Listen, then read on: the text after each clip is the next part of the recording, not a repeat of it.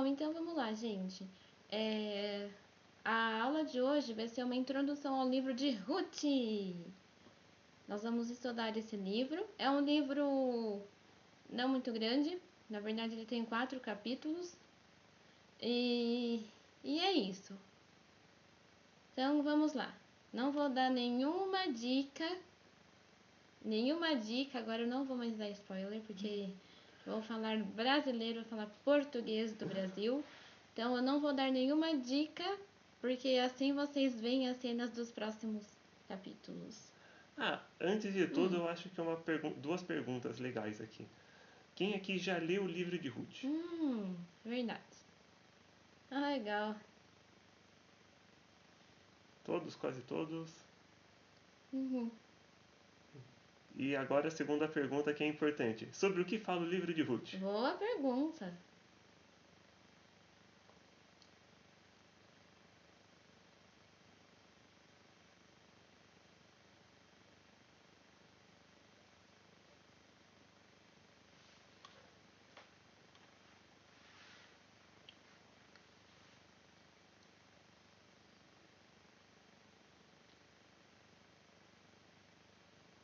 Um de cada vez, gente.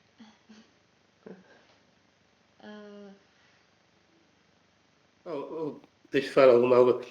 O Sim. que eu me lembro porque ele partou em Juízes agora, daqui na semana que vem vai começar a ler Ruth, né? Legal. Foi o Legal. ano passado que eu li Ruth, mais ou menos assim por cima. Eu sei que ela era uma viúva, né? Ela era a nora de Noemi. Noemi, deixa eu ver, acho que é Noemi mesmo. E a Noemi era.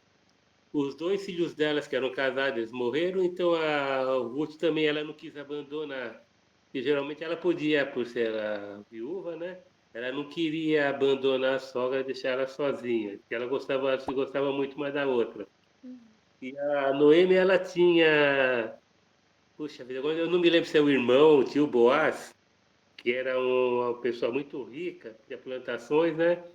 Então o nome falou para a Ruth, vai lá, tenta colher algumas coisas para a gente, né? E nisso, só sei que a Noemi pediu para Ruth, eu não sei, chegar mais próximo de Boaz, sei que eles acabaram se casando, né? A Ruth, Aham. eu não me lembro muita coisa assim, preciso ler agora de novo, mas Uhum. eu só sei que é isso aí daí. Ruth é da genealogia, né? Eu não me lembro assim direito, mas é mais ou menos isso. Eu sei que ela Legal. é uma pessoa muito importante porque através da geração dela que chegou a Davi, assim, algo assim, mais ou menos, que eu me lembro. Legal, Muito muito bom. bem. Bom, Excelente legal. recapitulação. Alguém tem alguma Olha. coisa para acrescentar? Alguém gostaria de acrescentar alguma coisa? Alguma memória? Eu também lembrei da história. Recentemente eu assisti um filme também que fala da história. Legal. Legal.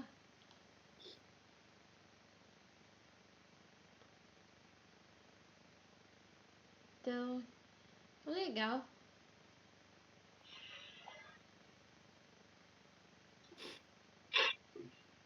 É isso mesmo. O irmão já falou tudo aí. O irmão Cláudio. Na verdade, ela foi resgatada pelo Boaz, né? É, É isso aí. Amém. Legal, legal. Acho que vocês já conseguiram trazer bastante coisa aí da história. É, Acho que a gente pode prosseguir então. isso. Obrigado, irmão. Vocês deram aí um Olha, ótimo panorama legal, muito bom. da, Legal. da história de Ruth. Muito bem. Sim. Então, vamos lá. Livro de Ruth. Então, ele é o 8º livro do Antigo Testamento. Ele possui, como eu falei, 4 capítulos, né? Aí, como o irmão Cláudio ele citou assim, né? Ele conta a história, né, da Ruth e da Noemi, a sogra israelita. Então a Ruth ela é uma moabita, né? E a Noemi, a sogra israelita.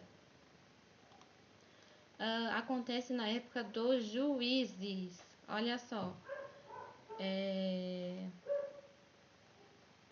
uma época muito importante, negativamente, Em todos os positivamente. aspectos. Bom, ela é uma época que é assim, gente. Em resumo, Eu acho que antes de tudo vamos tentar contextualizar na história de Israel, né? Acho que exatamente. o irmão Cláudio, como ele está lendo o livro de Juízes, ele já vai entender assim um pouco mais facilmente. Mas o povo de Israel sai do Egito, é libertado por Deus, anda no deserto, chega na terra de Canaã, eles começam a conquistar a terra. Isso. E esse período dos juízes é o período logo após a conquista da terra. E ele acontece antes da história dos reis, né? Da época dos reis. Então, antes de Saul, antes de Davi. Isso. Sei lá. Essa Depois... história aqui acontece em torno de algumas centenas de anos, poucas centenas ou poucas dezenas de anos antes de Saul e de Davi. Isso. Foram morrendo, né? O Josué morreu e tal, mas... E aí depois disso, outras pessoas ali próximas. E aí então, à medida que o povo ele foi introduzido, né, nas terras, ele foi adquirindo o costume de outros povos, né? E aí então eles acabaram adorando outros deuses, né? Deuses que não são Deus. E aí acontecia... Opa! Pode ir. Não, tudo bem. Já que você estava entrando na história, eu acho que é melhor aqui. Tá bom, então. Então aí o que acontecia? O povo ele se entregava ao pecado, com práticas idólatras, né? E aí tudo aquilo que vem como consequência disso. Então eles vão decaindo moralmente, agindo em práticas assim bem ruins, né? E aí então eles padecem e são subjugados por inimigos. Então os outros povos vão e os vencem, né? E aí então depois eles, dominados ali pelo medo, né? Eles acabam passando fome até, né? Passando fome, dificuldades, privações, né? Porque tudo, quando eles são dominados, os outros povos utilizam, era costume, né, antigo, né? Usar os povos dominados como escravos, né? Como escravo. Então tudo era racionado, a comida racionada, a água racionada. Então eles passavam privações. E aí então, nesses momentos de privações, eles passam a clamar a Deus, clamar a misericórdia do Senhor. E aí então, pronto, fazia. Deus envia um juiz. Então, o que é o juiz? Juiz é uma pessoa que Deus enviava para dar libertação ao povo, né? E também para ensinar a lei. Olha, gente, vocês estão andando tudo torto, aqui que é o certo, né? E aí então Deus enviava o juiz, aí o povo se arrependia, se convertia dos seus maus caminhos, e aí Deus fazia de novo, libertava o povo. E aí então o juiz governa, julga lá, decide sobre a lei, né? E aí beleza. E aí então depois o juiz, que acontece? Ele morre. E aí de novo o povo se entrega ao pecado. Então é uma coisa cíclica. Então nesse período dos juízes acontecia muito isso. E aí então... Aí então acontecia uma coisa muito... que resumia, né? Essa frase resume muito o que acontecia naquela época. Naquela época não havia rei em Israel. Cada um fazia o que lhe parecia certo. Porque quando os juízes lá não estavam lá, né? O povo basicamente fazia o que queria. Não, acho que isso aqui tá certo. Não, não, acho que é isso. E aí ficava uma bagunça, ficava uma terra sem lei.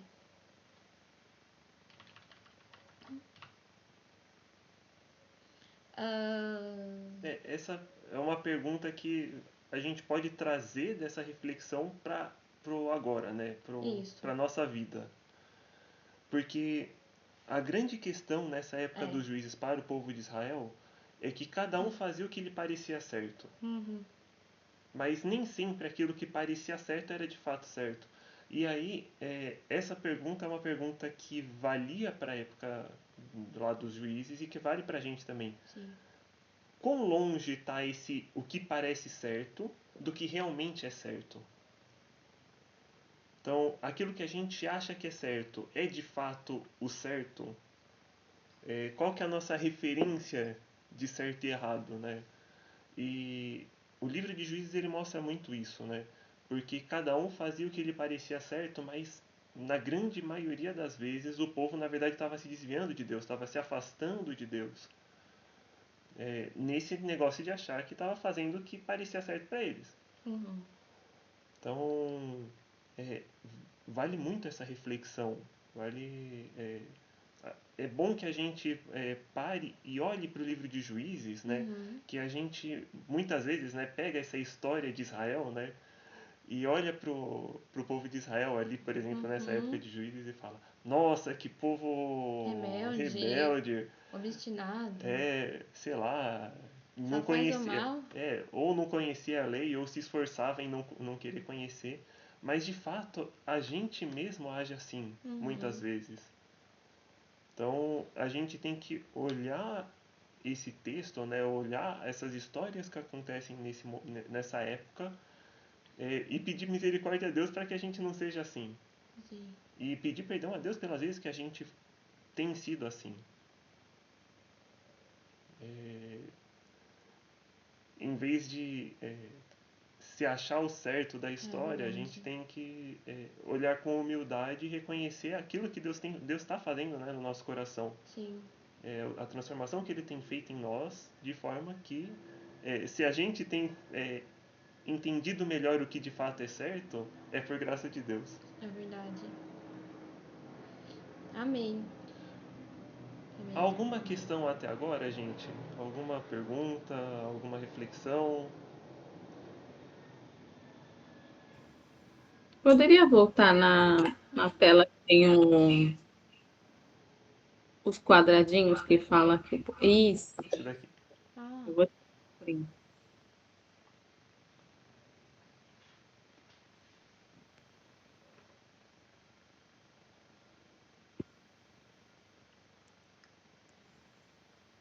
Amém.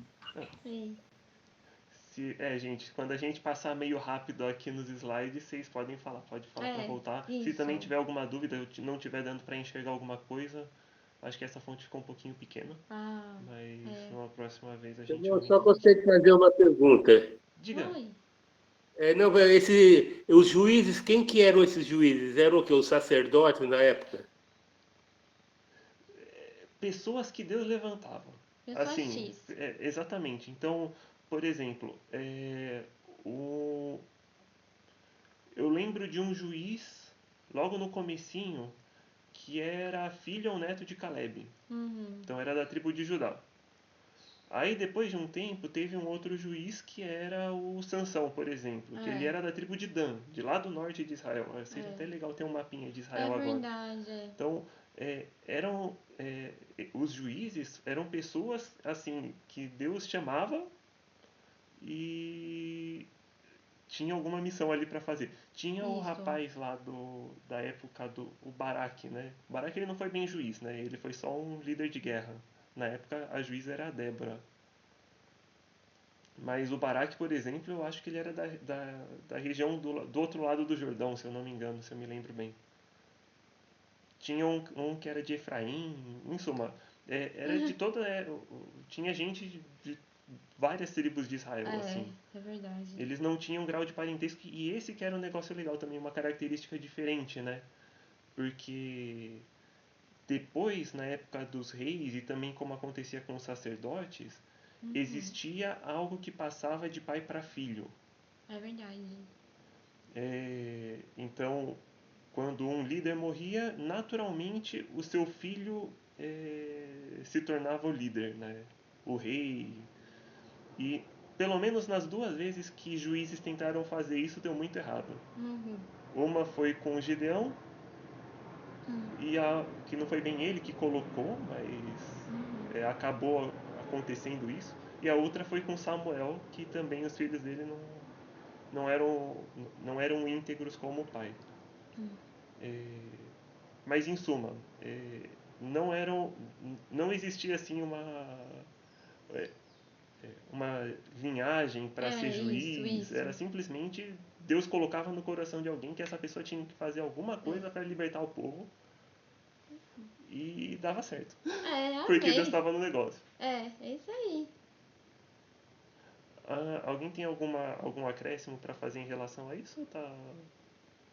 Não sei se ficou claro, tio. Tá ótimo, meu. Obrigado mesmo. Né. Ficou ótimo, Stefano. Muito obrigado, irmão. Perfeito.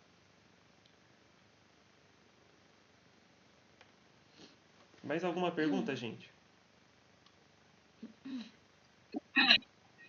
Em relação a essa última questão que você colocou, as pessoas faziam as coisas de acordo da vontade delas. É porque, na verdade, elas não tinham ainda, né, como é que fala? Na verdade, não procurava Deus como deveria procurar, né? A orientação dentro da palavra do Senhor, né? A qual hoje a gente tem mais oportunidade, né? No dias de hoje, né?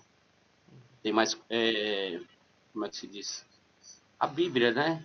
O conteúdo, né? Já não tem mais as pessoas inocentes hoje, no dia de hoje, né? Todos tem a Deus e tem aquela, como é que se diz? Religião, né? E aí as pessoas ficam procurando a vontade delas, né? Não a vontade de Deus, né? É verdade. De fato, eu acho que, na verdade, a grande maioria das pessoas nem sabia ler, né? E não existia um acesso fácil à Bíblia, a não ser, sei lá, quando o pessoal ia onde estava o templo, ou o tabernáculo na época, né? Durante as festas, para a leitura da lei. Mas era responsabilidade dos sacerdotes e dos levitas, e em parte também dos juízes. Mas o próprio povo ia se distanciando e não queria muito saber disso, não. Sim. Que também, em parte, é mais ou menos o que acontece hoje, porque a gente também, muitas vezes, é negligente, né, com isso. Diga, pastor. Falar sobre o caso do Jefté, né? Por exemplo, o Jefté, ele era filho de Gileade, ele era filho de uma prostituta. Mas você vê quando ele fala, que ele escreve a carta lá para o pessoal o pessoal que quis tomar a terra de volta lá dos amorreus lá, que eles quiseram tomar a terra de volta, ele conta a história do povo de Israel. Então quer dizer que não é que não tinha, eles sabiam. Ele mesmo era filho de prostituta, mas conhecia a palavra. Então Deus sempre levantava um juiz que conhecia a palavra de Deus. Não era porque as pessoas que não conhecem a palavra de Deus, são inúteis para Deus. Esse que é o ponto. Então só é útil para Deus quem conhece a palavra de Deus. Quem não conhece a palavra de Deus não tem como ser útil. Então o Jefté é uma prova disso, que embora ele sendo rejeitado pelos parentes dele lá, pelos irmãos dele lá de Gileade, de todo mundo lá, porque ele era filho de prostituta, mas ele conhecia a palavra. E aí, na hora que ele escreve aquela carta lá para os amorreus, ele cita toda a história de Israel. Ó, aconteceu isso, isso, isso, foi Deus que deu, não foi Quemos, se fosse Quemos vocês iam pegar e tal. Então, esse que é o ponto, entendeu? Não era aleatório que Deus escolhia.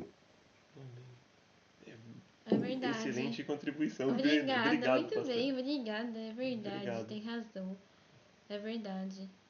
E a gente realmente vê isso. Eu acho que o caso de Jefté realmente é muito claro. Mas em todos os outros existe um relacionamento da pessoa com Deus, né? Muito bom.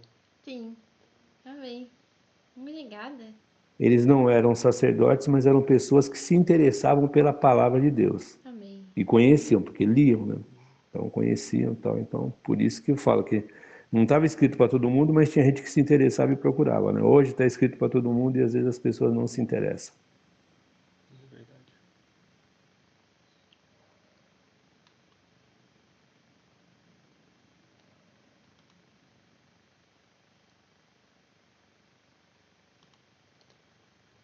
Bem, bom, a gente já pegou aqui um pouco desse contexto geral da época dos juízes, né? Isso. Agora a gente entra no livro de Ruth, né? Antes da gente, bom, hoje a gente não vai ler, né, nenhum capítulo do livro de Isso. Ruth, mas muita coisa que acontece no livro de Ruth a gente consegue entender melhor a partir das leis que estavam que tinham sido prescritas antes. Uma que o irmão Marcos citou, né, que é a lei de resgate, a gente vai citar aqui. Mas, assim, a gente vai ter agora muitos trechos bíblicos para ler. Então, preparem a Bíblia. Ei. Então, isso daqui é só um tópico, gente. Vamos lá. 1, 2, 3, 4, 5 trechos. A gente está aqui em 5 pessoas. 5, 6, 7. 3, 4, 5. A gente está em 6, 8. Então, assim, vamos lá. Vou precisar que cada um abra num trecho e a gente vai ter que prestar atenção em tudo aqui. Isso daqui Beleza. tudo tá. Esses 5 trechos que a gente vai ler agora estão todos num único tópico que a gente vai discutir depois. Depois que a Isso. gente ler, vai ficar claro. Vamos lá. Êxodo 12:49. Alguém se dispõe a ler? João Cláudio. Eu vou ler. Levítico 24:22. Quem vai ler o Êxodo? Êxodo, irmão Cláudio. Eu vou no números 14. Números 9 e 14? Vou lá. Ok. Então, Isso.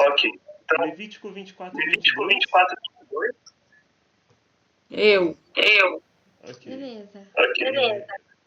Números 15, 14 e 16. Eu leio. Ok. Números 15, 29 a 31. Então,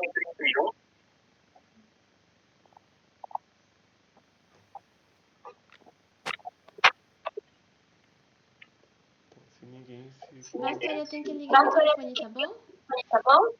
Vou usar. Eu posso ler, viu? Sim. Ótimo. Então, vamos lá, gente. Primeiro, então, Êxodo 12:49.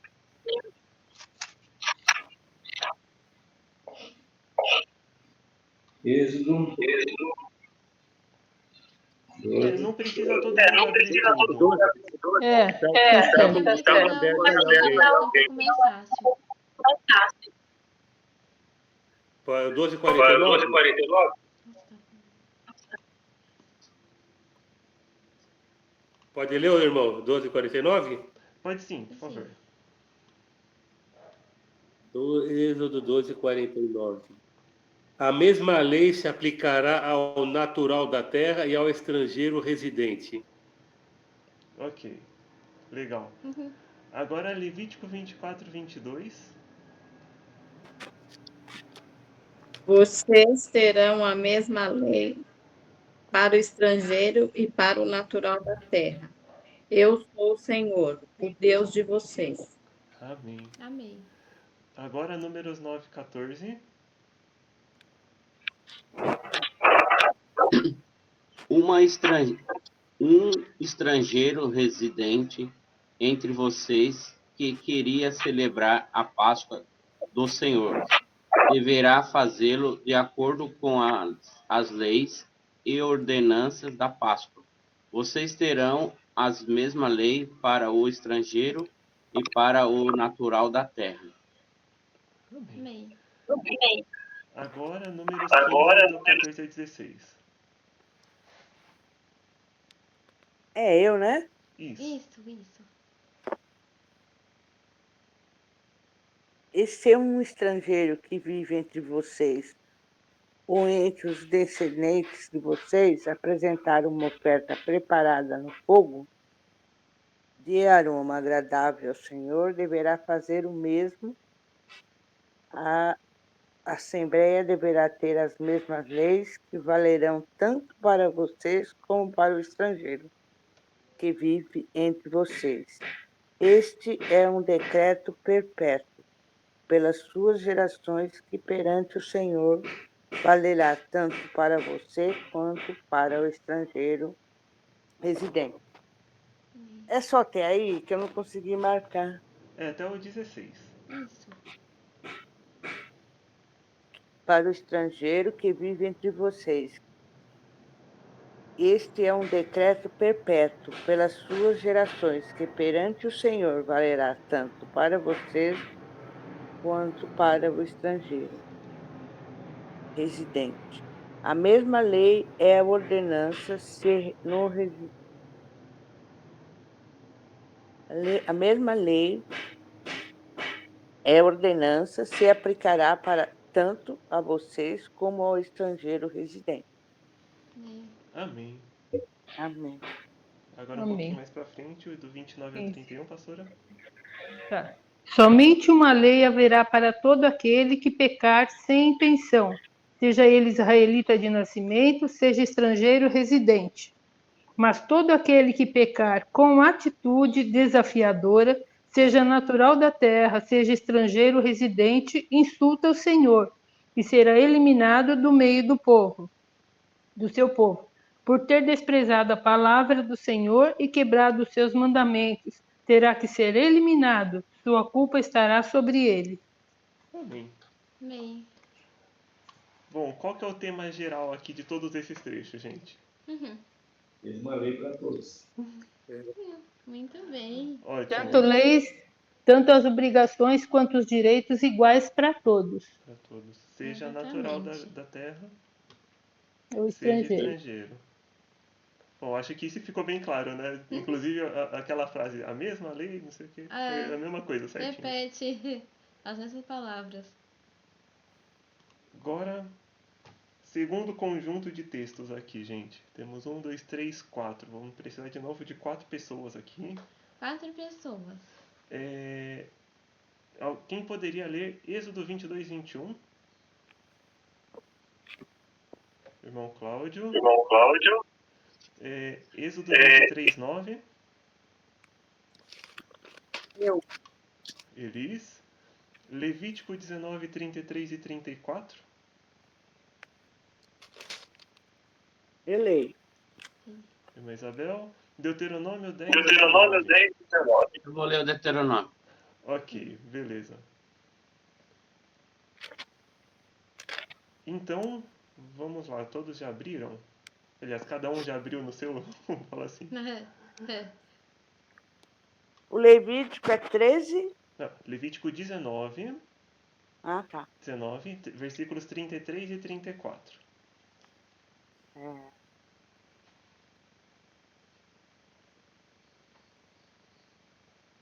Pode ler?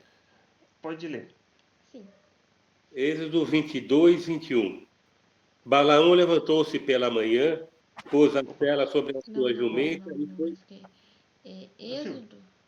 Perdão, estou em número aqui, perdão. Ah, bom, não, fica tranquilo. Êxodo 22, 21. Está aqui. Não maltratem nem oprimam o estrangeiro, pois vocês foram estrangeiros no Egito. Amém. Amém. Agora, Êxodo 23, 9. Não oprimam o estrangeiro. Vocês sabem o que é ser estrangeiro, pois foram estrangeiros no Egito. Amém. Sim. Agora, Levítico 19, 33 e 34. Quando um estrangeiro viver na terra de vocês, não o maltrate. O estrangeiro residente que viver com vocês deverá ser tratado como o natural da terra. Amem-no como a si mesmo, pois vocês foram os estrangeiros no Egito. Eu sou o Senhor, o Deus de vocês. Amém. Amém. E Deuteronômio 10, 19. 10, 19. Ame os estrangeiros pois vocês mesmos foram estrangeiros no Egito. Lei. Amém? Então vamos lá, gente. Nesse bloco aqui, qual que é o tema principal aí? O que a gente trata? É o amor, né?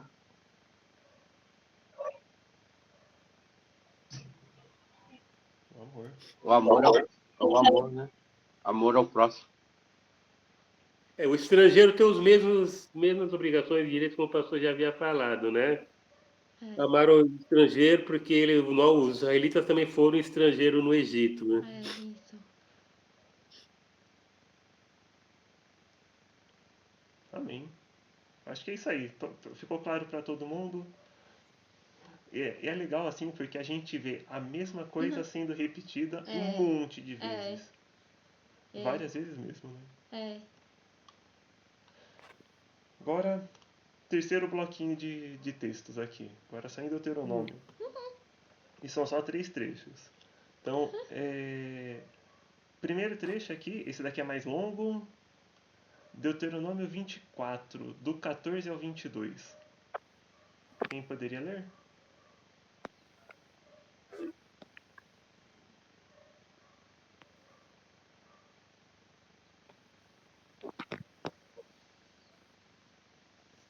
Eu posso ler, irmão. Amém. Deixa eu só pegar aqui agora. Peraí. Eu estava anotando. Obrigada, tio. Deuteronômio 24.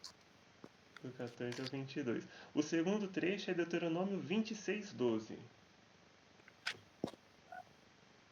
Vamos lá. 24 é: não se aproveitem Não, do pobre. calma. Não, só pra gente já abrir os outros também. Ai, é verdade. Tá bom, perdão. Deuteronômio 26, 12. Eu vou ler. Ok. Obrigado. E Deuteronômio 31, 12. Eu leio. Amém. Lei. Então, pode ir, meu Cláudio. Isso. Não se aproveitem do pobre e necessitado, seja ele um irmão israelita ou um estrangeiro que viva numa das suas cidades. Paguem-lhe o seu salário diariamente antes de pôr do sol, pois ele é necessitado e depende disso. Senão, ele poderá clamar ao Senhor contra você e você será culpado de pecado. Os pais não serão mortos em lugar dos filhos, nem os filhos em lugar dos pais. Cada um morrerá pelo seu próprio pecado. Não neguem justiça ao estrangeiro e ao órfão, nem tomem como penhor o manto de uma viúva. Lembre-se de que vocês foram escravos no Egito e de que o Senhor, o seu Deus, o libertou. Por isso lhes ordeno que façam tudo isso. Quando vocês estiverem fazendo a colheita de sua lavoura e deixarem um feixe de trigo para trás, não voltem para apanhá-lo. Deixem-no para o estrangeiro, para o órfão e para a viúva, para que o Senhor, o seu Deus, os abençoe em todo o trabalho de suas mãos. Quando sacudirem as azeitonas das suas oliveiras, não voltem para colher o que ficar nos ramos. Deixem o que sobrar para o estrangeiro, para o órfão e para a viúva. E quando colherem as uvas da sua vinha, não passem de novo por ela. Deixem o que sobrar para o estrangeiro, para o órfão e para a viúva. Lembrem-se de que vocês foram escravos no Egito, por isso lhes ordeno que façam tudo isso. Amém. Amém. Agora Deuteronômio 26, 12. Quando tiverem separado o dízimo de tudo quanto produziram, no terceiro ano, o ano do dízimo, entregue-no ao levita, ao estrangeiro, ao órfão e à viúva, para que possam comer até saciar-se na cidade de vocês. Amém. E agora Deuteronômio 31, 12.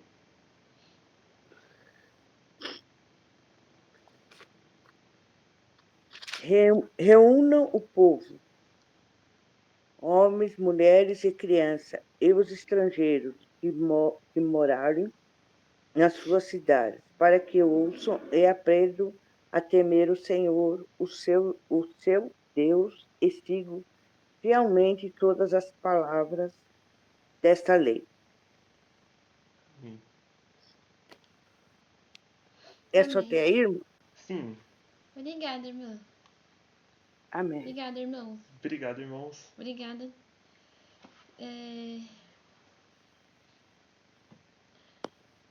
Aí, gente, vamos lá. O que vocês acham que está sendo mais falado aqui nesses 3 trechos?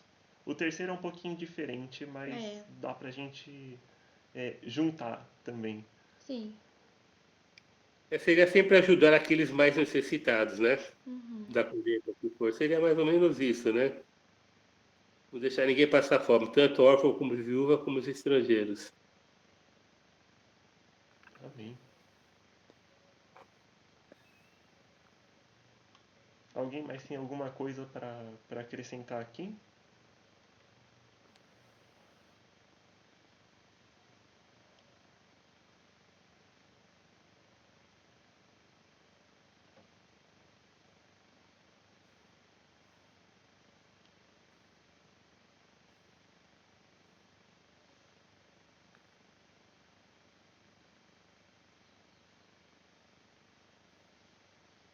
Bom, eu só acrescentar, porque assim, realmente os 2 primeiros textos são bem isso mesmo, né?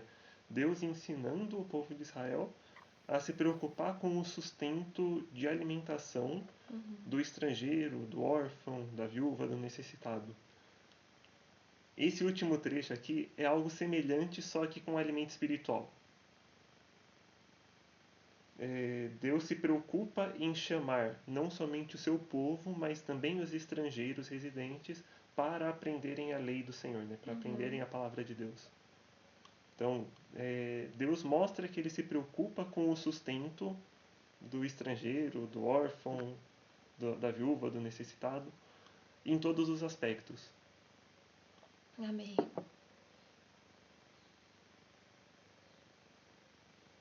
Amém? Amém. Agora temos apenas um versículo aqui. Agora muda um pouquinho a, a chave. Mudou o slide, mudou o tema. Alguém pode ler esse trecho aqui de Deuteronômio 23? Os versículos 3 ao 6? Eu vou ler. Eu leio. Pode ir lá, pode ir, Isa.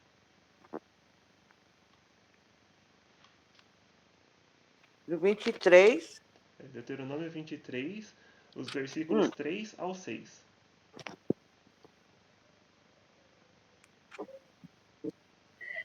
Qualquer que tenha os testículos esmagados. Calma. É Deuteronômio.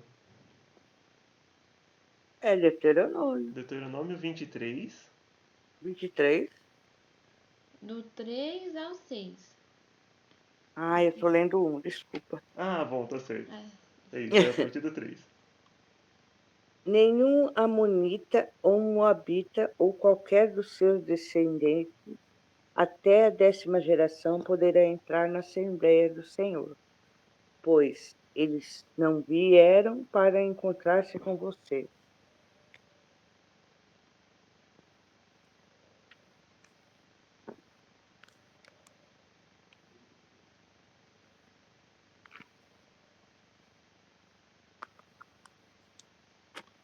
Irmã? Tá certo? Sim, pode continuar. Pode prosseguir até o versículo 6. Então, Encontrar-se com você. Tá dando um negócio errado. Pois eles não vieram encontrar-se com vocês, com pão e água no caminho, quando vocês saíram do Egito. Além disso, convocaram Balaão, filho de Beor, para vir de Petor, na Mesopotâmia, para pronunciar maldição contra vocês. No entanto, o Senhor, seu Deus, não atendeu Balaão e transformou a maldição em bênção para vocês, pois o Senhor, o seu Deus, os ama. Não façam um tratado de amizade com eles enquanto não vocês viverem. amém. É até aí? Amém. Amém. Tá, agora aqui o negócio muda um pouco, né? A gente tem aqui dispensar, uma mudança aqui de tema. Sobre o que fala esse trecho?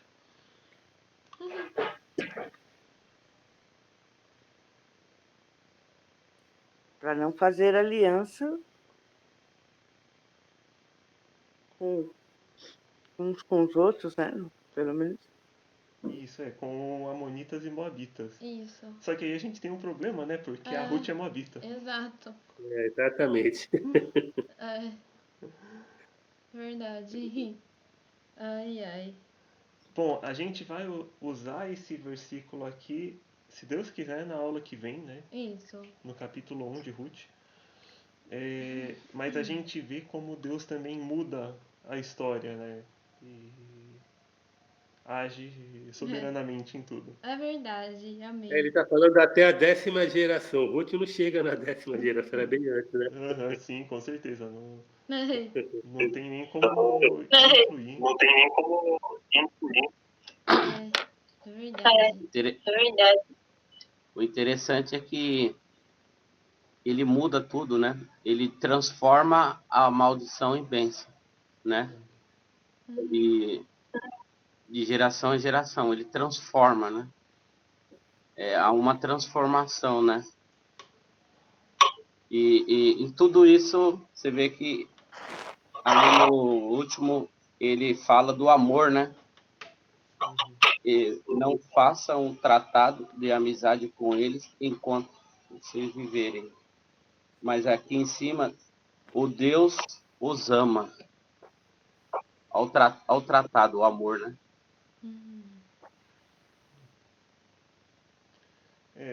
Aqui, no caso, Deus está falando que ele ama o povo de Israel, né? Daí ele converteu a maldição de Balaão em bênção, né? Deus ama o seu povo. E daí, assim, o contexto aqui se protejam e não se envolvam em pecado com povos estrangeiros, porque senão vocês vão se distanciar de Deus. Mas Deus ama vocês e por isso ele transformou a maldição em bênção. A gente vai ver um pouco mais, assim, eu acho que semana... Bom, tá, não vou dar spoiler não vou dar uma prévia. Não vou fazer uma prévia da aula que vem. Mas a gente vai ver um pouco... esse versículo aqui vai ter muito a ver com o que a gente vai ver na aula que vem, se Deus quiser. Amém. A gente ainda tem mais 2 tópicos aqui para abordar.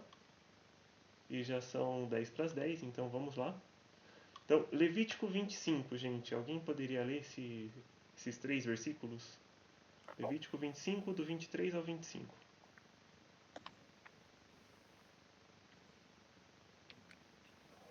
Eu vou ler. Ok. Ok, vamos.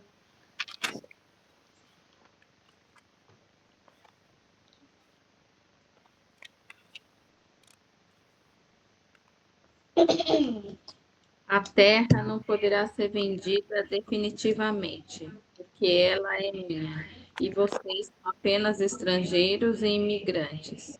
Em toda a terra em que tiverem propriedade, concedam o direito de resgate da terra. Se alguém do seu povo empobrecer e vender parte da sua propriedade, seu parente mais próximo virá e resgatará aquilo que seu compatriota vendeu. Amém. Perfeito. O que temos aqui, então?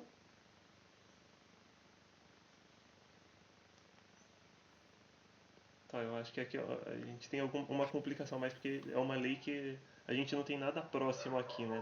No nosso contexto. Isso é. Talvez seja bom a gente explicar. Quer explicar ou quer que... Também. É uma lei... Essa lei, gente, ela tá falando que...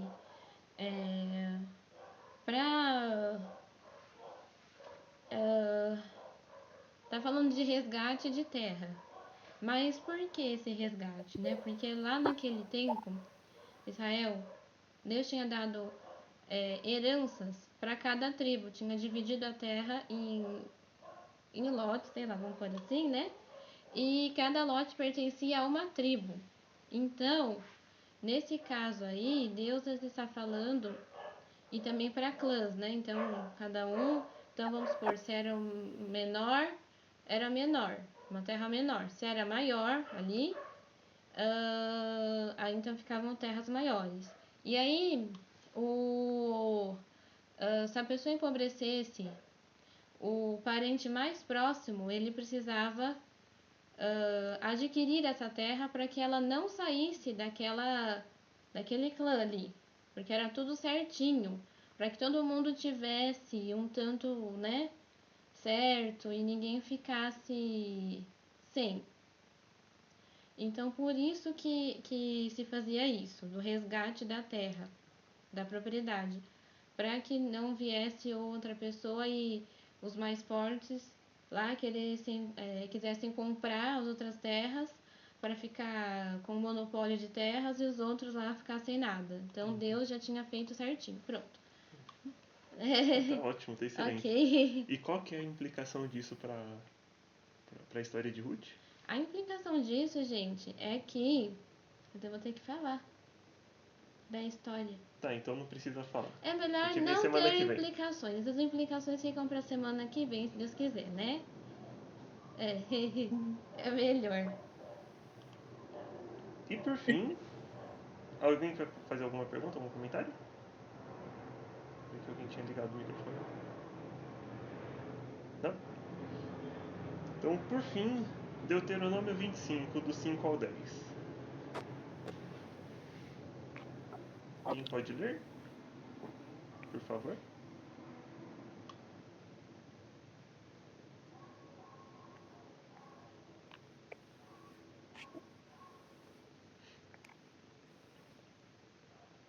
Eu vou ler.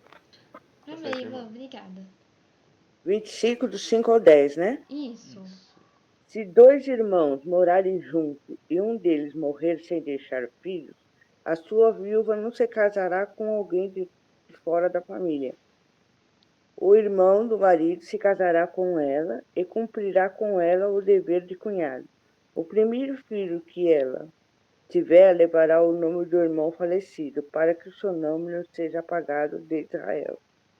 Se todavia ele não quiser casar-se com a mulher do seu irmão, ele irá aos líderes do lugar, à porta da cidade, e dirá: o irmão do meu marido está se recusando a dar continuidade ao nome do seu irmão em Israel.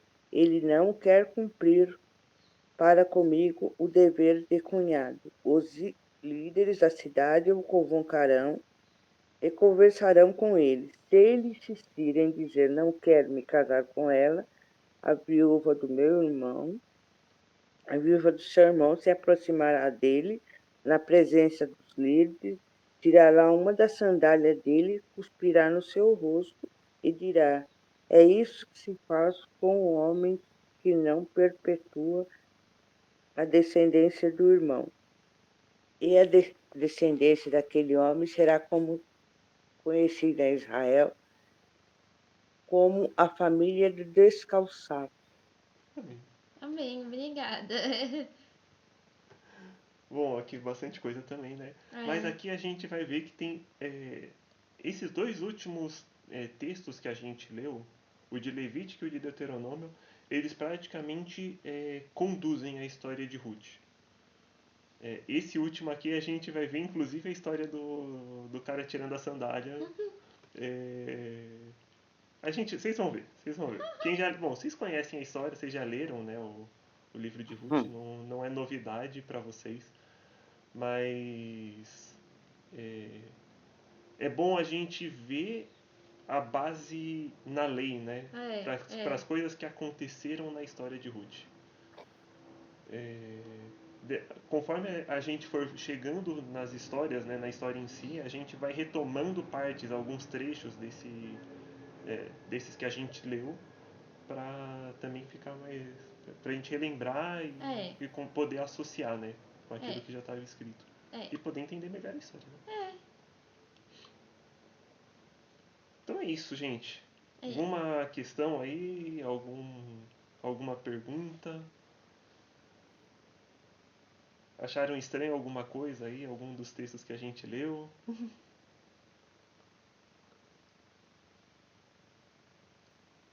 Ô, Steph, Oi?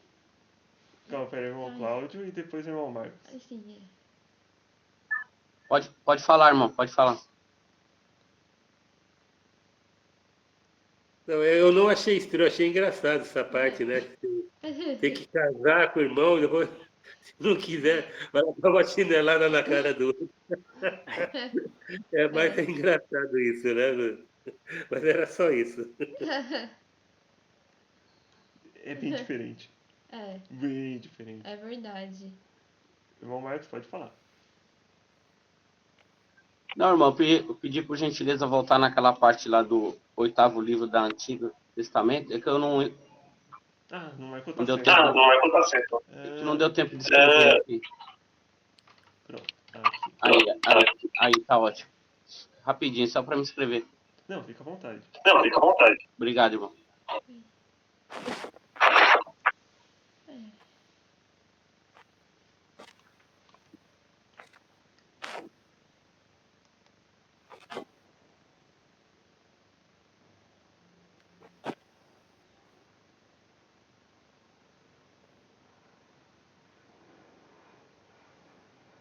Já foi, já. Obrigado. Perfeito. Então, legal. vamos passar para frente. Aí a gente só queria relembrar, antes de finalizar a aula, que a gente vai tentar usar as mesmas dicas de estudo. Pastor? Ah, sim, eu sei. Estamos acompanhando aqui. Obrigada. Já estamos terminando já. É. Que a gente vai tentar utilizar as mesmas dicas de estudo que a gente usou lá em Colossenses, né, no livro do Novo Testamento, outra abordagem, né, um livro de ensino, né, uma carta de Paulo. A gente vai tentar usar as mesmas dicas agora no livro do Antigo Testamento, que é de estrutura narrativa, ou seja, é um livro totalmente diferente, mas a gente vai tentar usar a mesma coisa. E a gente vai ver que vai dar para aprender bastante coisa por meio desse nosso estudo. Só para dizer assim, eu acho que é algo legal, que aquilo que a gente aprendeu, né, essa forma, esse método, digamos assim, pode ajudar a gente em muitas situações, né, em muitos textos bíblicos, né, de vários tipos diferentes. Agora, vamos finalizar a aula, né? Se Deus quiser, a aula que vem, Ruth 1. Ruth 1. Vocês vão fazer muito bem se vocês conseguirem ler esse capítulo 1 de Ruth para a aula que vem. Verdade. E daí dá para ir lendo um capítulo por semana, né? Daí para outra aula vai ser Ruth 2, depois Ruth 3, depois Ruth 4, então assim sucessivamente. Agora, gente, falta menos de 3 minutos. Vamos fazer uma oração para finalizar e depois a gente faz os comentários finais se precisar. Isso. Quem gostaria de fazer a oração?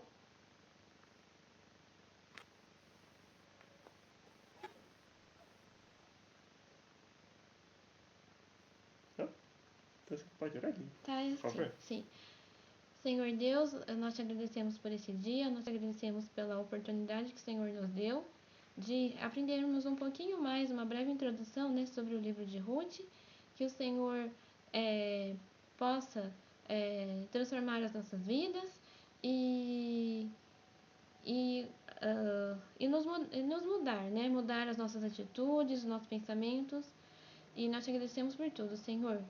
Abençoe nossa semana, em nome de Jesus, amém. Amém. E abençoe Samuel também. Abençoe Samuel na prova dele, em nome de Jesus, Samuel amém. também. Abençoe Samuelzinho, em nome de Jesus.